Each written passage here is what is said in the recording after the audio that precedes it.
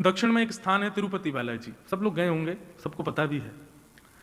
तो आज से हजारों वर्ष पूर्व तिरुपति में एक वैष्णव रहते थे। तिरुपति बालाजी की वो सेवा करते थे। तब इतना समृद्ध स्थान नहीं था, इतनी ज्यादा व्यवस्थाएं वहां पर नहीं थी। एक दिन जेठ का महीना, बहुत भीषण गर्मी, और क्योंकि तिरुमला पर्वत के ऊपर तिरुपति है तो गर्मियों के समय में यदि कभी आपको जाने का अवसर भी मिले तो भी देखेंगे कि बिना किसी कारण ही आपके समस्त वस्त्र जो है गीले हो जाएंगे, इतना पसीना आता है, इतनी गर्मी दक्षिण में तो पड़ती भी बहुत है।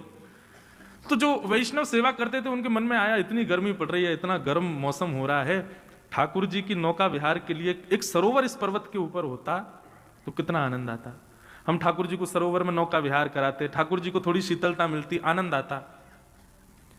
इतनी व्यवस्था नहीं थी, इतने लोग नहीं थे, तो दोनों दंपति, पति पत्नी दोनों लिए फावड़ा और लग गए खोदने सरोवर बनाने के लिए।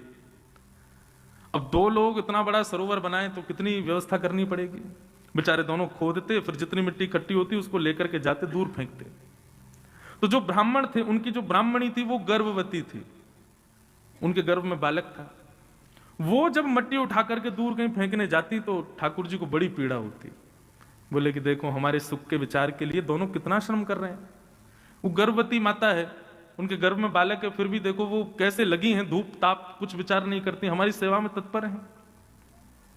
ठाकुर जी से देखा नहीं गया, और ठाकुर जी इतने में ही नन्हे से एक ग्वारिया बालक बन करके आए, सांवला सा उनका रूप, और जैसे ही वो मैया मट्टी डलिया में भर के उठा के फेंकने जाती, इतने में ही वो बालक रूप में ठाकुर जी आ जाते और उनसे डलिया छिना करके स्वयं लेकर के जाते और दूर फेंक करके, और फिर डलिया मैया के पास छोड़ के फिर भाग जाते।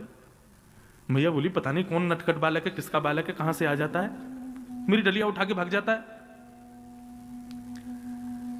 पुनश्च फिर से मट्टी इकट्ठी करके जैसे ही डलिया उठाई, फिर से ठाकुर जी आ गए और फिर से डलिया छिना के और लेके जाएं और दूर पटक करके और डलिया उनके पास में के फिर भाग जाएं, और वो रोकना चाहे तो रुके नहीं।